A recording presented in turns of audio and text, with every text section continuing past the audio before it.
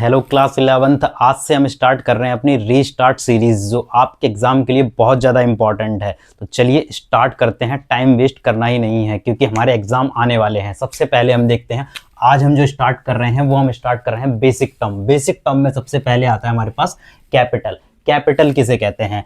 An amount invested in business it is called capital. अगर कोई business में हम पैसा इन्वेस्ट करते हैं बिजनेस को चलाने के लिए तो उसे हम कैपिटल बोलते हैं। इन्वेस्ट करने के बाद अगर मुझे रिक्वायरमेंट कभी भी कैपिटल में दोबारा होगी तो उसे जब मैं दोबारा लगाऊंगा तो वो लगाई जाएगी एडिशनल कैपिटल के नाम से। एडिशनल कैपिटल का मतलब होता है कि अगर हम कोई कैपिटल चलते हुए बिजनेस में एडिशनली इन्वेस्ट करते हैं तो उसे हम बोलते हैं एडिशनल कैपिटल। नेक्स्ट हमारे पास आता है ड्राइंग। ड्राइंग का मतलब क्या होता है? ड्राइंग का मतलब होता है अगर कोई कैश या काइंड, काइंड का मतलब यहाँ पे गुड्स से है, अगर कोई कैश या kind withdrawn bye honour for personal use, अगर वो अपने पर्सनल यूज के लिए कोई भी कैश या गुड्स दोनों में से कुछ भी निकाल लेता अपने पर्सनल यूज के लिए तो उसे हम ड्राइंग कहते हैं। जैसे फॉर एग्जांपल अगर मेरी फॉर एग्जांपल राशन की दुकान है और मैं राशन की दुकान में अपनी सेल भी करता हूँ, सेल करते करते मैं उसे बेचते बेचते अपने कंजम्पशन के लिए भी उसी दुकान में से अगर मटेरियल निकाल रहा हूँ, पैसे निकाल रहा हूँ तो उसे हम ड्राइंग कहते हैं। नेक्स्ट हमारे पास आती है लायबिलिटी। लायबिलिटी का मीनिंग होता है it means a responsibility to pay in future. जिसकी रिस्पॉन्सिबिलिटी होती है हमारी फ्यूचर में पे करने के लिए। इसकी सेकेंड डेफिनेशन जो हम बना सकते हैं वो हो सकती है it is a past present obligation out of past event. जो प्रेजेंट ऑब्लिगेशन में से आउट ऑफ पास्ट इवेंट होती है उसे हम बोलते हैं लायबिलिटी। लायबिलिटी का सिंपल अगर मीनिंग आपको समझना है, सिंपल मीनिंग में हम लायबिलिटी को बोल सकते हैं लायबिलिटी हैव टू पे।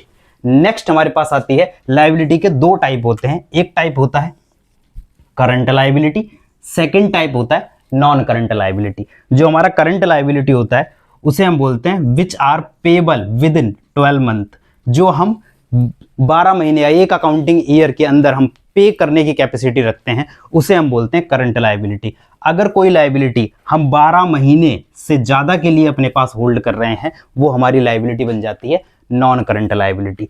करंट लायबिलिटी के जो एग्जाम्पल होते हैं वो होते हैं creditor, bills payable, outstanding expense etcetera. Next हमारे पास जो नॉन करंट लायबिलिटी आती है उसके एग्जाम्पल होते हैं debenture, long term loan, long term borrowing भी बोल सकते हैं एक्सेट्रा।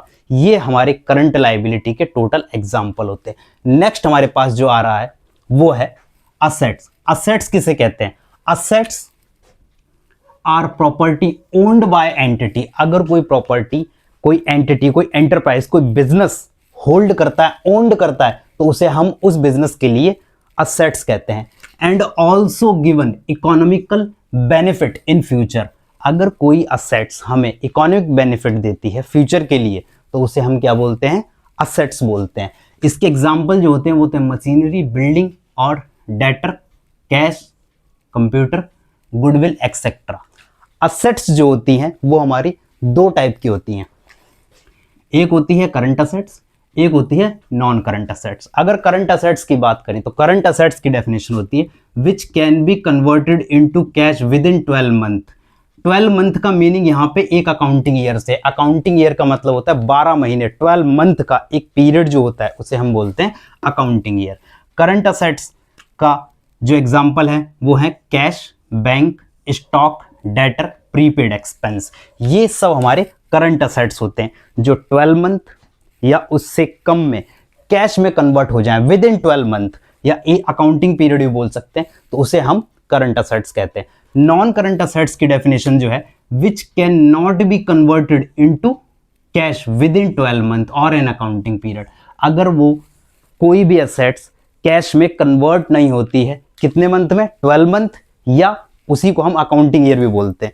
अगर कन्वर्ट नहीं होती है तो उसे हम क्या बोलते हैं? Non current assets. Non current assets basically दो टाइप की होती हैं, एक होती है टेंजिबल असेट्स और सेकंड होती है इनटेंजिबल असेट्स। जो हमारी टेंजिबल असेट्स है, टेंजिबल असेट्स का मतलब होता है कि जिसका फिजिकल एग्जिस्टेंस होता है, जिसे सीन किया जा सकता है, टच किया जा सकता है। ये दो क्वालिटी, फिजिकल एग्जिस्टेंस, सीन और टच वाली क्वालिटी, ये दो क्वालिटी जब हमें इनटेंजिबल असेट्स, किसी असेट्स में अगर ये मुझे दो क्वालिटी नजर नहीं आती हैं, नहीं मिलती हैं तो मैं उसे क्या बोलूंगा?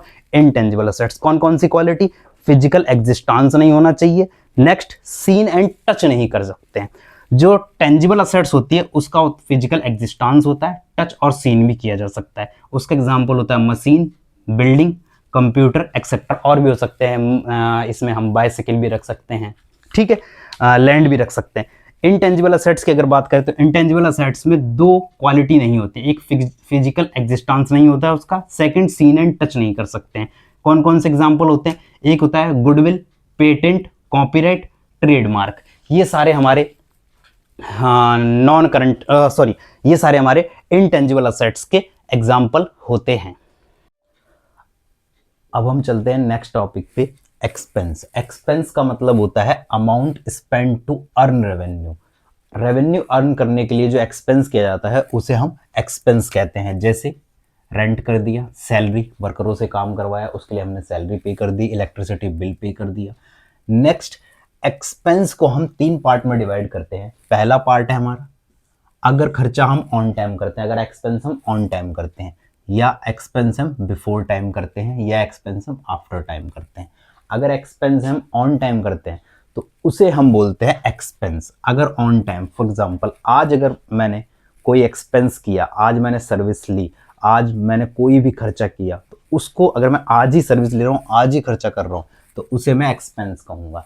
Next, before time. Before time का मतलब है कि पैसे मैंने आज पे कर दिए बट वो खर्चे, मतलब खर्चा मैंने आज पे कर दिया बट उसकी सर्विस फ्यूचर में लूंगा, तो उसे बोलते हैं प्रीपेड।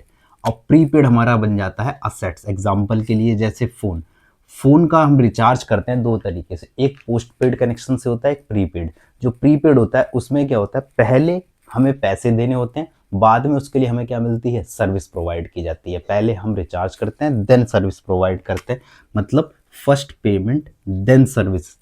नेक्स्ट हमारे पास आता है आफ्टर टाइम। अगर हम कोई एक्सपेंस आफ्टर टाइम करते हैं, फॉर एग्जांपल मैंने ये मार्कर आज खरीद लिया और आज खरीदने के बाद उसकी पेमेंट आज नहीं करी, और ये पेमेंट मैं नेक्स्ट 10 डेज बाद या 1 मंथ बाद करता हूँ, तो वो मेरे लिए लाइबिलिटी बन जाएगी। उस खर्चे को मैं बोलूँगा आउटस्टैंडिंग एक्सपेंस, और वो मेरे लिए क्या बन जाएगी, लाइबिलिटी। जैसे आउटस्टैंडिंग सैलरी, पहले सर्विस होती है देन पेमेंट होती है।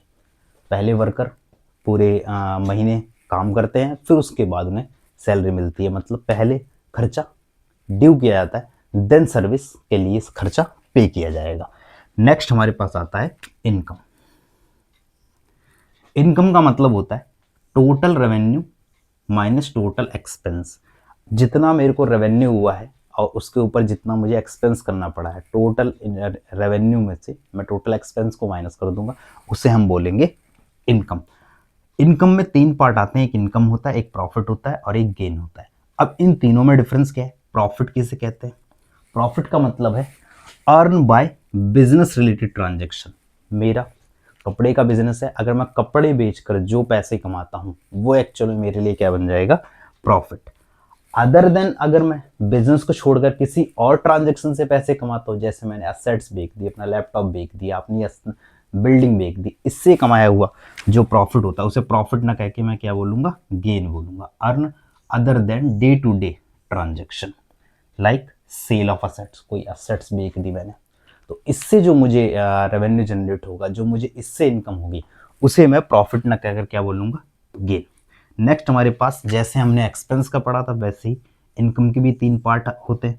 इनकम या तो मुझे होगी ऑन टाइम पर, या मुझे होगी बिफोर टाइम पर, या मुझे होगी आफ्टर टाइम पर। अगर मुझे कोई इनकम ऑन टाइम होती है तो उसको मैं ऑन इनकम ही बोलता हूँ। नेक्स्ट, अगर कोई इनकम बिफोर टाइम होती है, जैसे फॉर एग्जांपल मुझे किसी के लिए काम करना, मैं तुम्हें ट्यूशन पढ़ा रहा हूँ और मैं तुम्हें ट्यूशन पढ़ाने के लिए ट्यूशन पढ़ाना आज से स्टार्ट किया, और आज ही ये 1 महीने बाद मुझे फ़ीस रिसीव होनी चाहिए थी और वो फ़ीस मैंने आज ही तुमसे ले ली, तो इसका मतलब क्या, मैंने तुमसे एडवांस ले लिया। और अगर मैंने तुमसे एडवांस ले लिया तो जो पढ़ाना है वो मेरी जिम्मेदारी हो जाएगी, मेरी लाइबिलिटी हो जाएगी। अगर टाइम से पहले कोई इनकम आती है तो उसे हम एडवांस बोलते हैं, और एडवांस होने की वजह से वो मेरे लिए मेरी क्या बन जाएगी, लाइबिलिटी बन जाएगी। नेक्स्ट हम जाते हैं आफ्टर टाइम। आफ्टर टाइम की अगर बात करें, इनकम मुझे होनी आज चाहिए थी बट मैं सर्विस कंटिन्यूसली दे रहा हूँ बट मुझे इनकम नहीं हो रही, मुझे पैसे रिसीव नहीं हो रहे हैं, तो उस केस में मैं क्या करूँगा, उस केस में जो पैसा रिसीव नहीं हुआ वो मेरी अक्रूड इनकम हो जाएगी। अक्रूड इनकम का मतलब है वो इनकम जो मैंने कमा तो ली है बट रिसीव नहीं हुई है, अर्न बट नॉट रिसीव भी इसे बोलते हैं। वो मेरे लिए असेट्स बन जाएगी। जैसे फॉर एग्जांपल मैंने तुम्हें पूरे महीने ट्यूशन पढ़ाया और मैंने तुमसे फीस एडवांस नहीं ली, तो मंथ के एंड में जो मुझे फीस मिलने वाली है वो एक्चुअली मेरे लिए क्या है, वो मेरे लिए आफ्टर टाइम है। मुझे मिलनी चाहिए आज कोई इनकम, और वो इनकम आज अगर मुझे रिसीव नहीं हुई है तो मैं सर्विस तो कंटिन्यूसली दे ही रहा हूँ, तो उसके लिए जो इनकम मुझे बाद में रिसीव होगी उसको मैं आफ्टर टाइम इनकम बोलूँगा, और वो इनकम मेरे लिए असेट्स बन जाएगी अक्रूड इनकम के नाम से।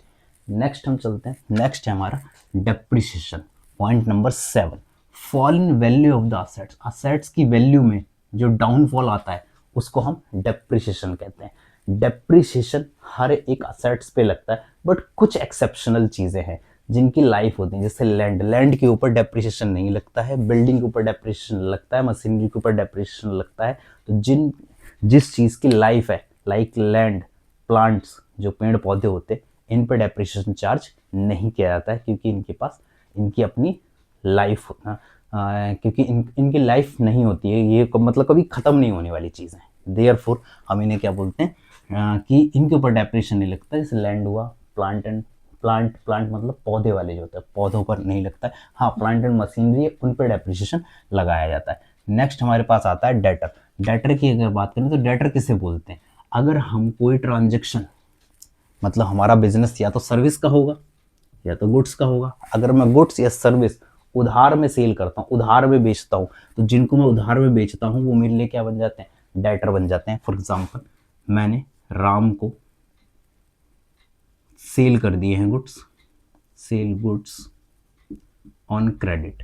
अगर क्रेडिट में माल बेच दिया है तो ये राम को जो माल मैंने उधार में बेचा है, तो उसमें जो राम है वो मेरा एक्चुअल में क्या बन जाएगा, डेटर बन जाएगा। सेम क्रेडिटर ये कॉन्सेप्ट होता है। क्रेडिटर में जैसे हमने सेल किया वैसे ही हमने अगर कोई परचेज करी है, कोई हमने परचेज करी है, किस पे करी है, उधार पर। अब उधार पे परचेज करें, क्या क्या उधार पे लेंगे, या तो कोई सर्विस उधार पे लेंगे या गुड्स में परचेज उधार पे करूंगा। तो जिससे मैं उधार पे परचेज करूंगा वो बंदा मेरे लिए कौन बन जाएगा, क्रेडिटर बन जाएगा। नेक्स्ट हमारे पास गुड्स किसे कहते हैं, goods purchase and create of sale. Goods का मतलब है जिस चीज़ का मैं बिजनेस करता हूँ। ये मार्कर अगर मैं बेचता हूँ तो मेरे लिए मार्कर क्या बन जाएगा, गुड्स बन जाएगा। ये अगर मैं बोर्ड बेचता हूँ तो मेरे लिए बोर्ड क्या बन जाएगा, ये गुड्स बन जाएगा। मैं तुम्हें ट्यूशन पढ़ा रहा हूँ तो ये मेरी एक सर्विस है, तो सर्विस मेरे लिए क्या है, वो एज अ गुड्स वर्क करेगी, वो सर्विस ही है मेरी, ठीक है। तो ये मेरे लिए क्या बन जाएंगे, गुड्स। और गुड्स जिसको मैं बेचने के लिए यूज़ करता हूँ वो एक्चुअली मेरे लिए क्या बन जाएगी, गुड्स। नेक्स्ट मेरे पास है रिसिप्ट। ये बहुत इंपॉर्टेंट है, ये पेपर में आती भी है, कई बार आती है। रिसिप्ट की अगर बात करें तो रिसिप्ट दो तरह की होती है, एक होती है रेवेन्यू रिसिप्ट, एक होती है कैपिटल रिसिप्ट। रेवेन्यू रिसिप्ट कौन सी रिसिप्ट होती है, रेवेन्यू रिसिप्ट वो रिसिप्ट है which receipt does not reduce our fix assets. ऐसी रिसिप्ट्स जो हमारी फिक्स असेट्स को रिड्यूस नहीं करती। Example, sale of goods, sale of service. अगर मैं कोई माल बेच रहा हूँ, गुड्स बेच रहा हूँ, तो उससे होने वाली इनकम या मेरे लिए रिसिप्ट रेवेन्यू रिसिप्ट होगी। कोई मैं सर्विस सेल कर रहा हूँ तो उससे होने वाली रिसिप्ट भी मेरी क्या होगी, रेवेन्यू रिसिप्ट होगी। कैपिटल रिसिप्ट की अगर बात करें तो capital receipts which receipts reduce our fix assets, जो हमारी असेट्स को रिड्यूस कर देती है उसे हम कैपिटल असेट्स बोलते हैं। जैसे sale of land, sale of machinery, sale of computer, ये सब हमारा क्या है, कैपिटल रिसिप्ट है। नेक्स्ट हमारे पास जो है वो है एक्सपेंडिचर। एक्सपेंडिचर दो टाइप के होते हैं, एक होता है रेवेन्यू एक्सपेंडिचर, एक होती है कैपिटल एक्सपेंडिचर। रेवेन्यू एक्सपेंडिचर कौन सा एक्सपेंडिचर है, रेवेन्यू एक्सपेंडिचर वो एक्सपेंडिचर है जिसके होने से किसी असेट्स का क्रिएशन नहीं होता है। Which expense does not create any fix assets like repair करा दिया, रिनोवेशन करा दिया, तो इस वजह से हमारी कोई असेट्स का क्रिएशन नहीं हुआ। जब क्रिएशन असेट्स का नहीं होता जिस एक्सपेंस से, उस एक्सपेंस को हम बोलते हैं रेवेन्यू एक्सपेंडिचर। नेक्स्ट जो कैपिटल एक्सपेंडिचर है, इसका मतलब होता है which expense create fix assets. जो एक्सपेंस इनकर करने से अगर कोई फिक्स असेट्स क्रिएट होती है, जैसे मैंने लैंड परचेज कर ली, मशीनरी परचेज कर ली, कंप्यूटर परचेज कर लिया, तो इसे हम बोलते हैं कैपिटल एक्सपेंडिचर।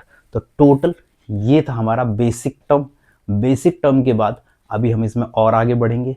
जब तक के लिए अगर आपको लगता है कि मेरी इन्फॉर्मेशन आपके लिए बहुत ज़्यादा यूज़फुल है तो चैनल को सब्सक्राइब कर लें। अकाउंट श्रीवास्तव आपके साथ यूँ ही बना रहेगा। जब तक आपके पेपर है, जब तक उन पेपरों में हम कंप्लीट सिलेबस नहीं कर लेंगे, तब तक तो हम इसे छोड़ने नहीं है। ठीक है, मैं आपको important topic day to day कराता रहूँगा, वीडियो वाइज वीडियो आती रहेंगी। आप हमारे चैनल को सब्सक्राइब करें, लाइक करें, अगर कुछ पूछना है तो उसके लिए कमेंट भी कर सकते हैं। थैंक यू, जय हिंद, धन्यवाद।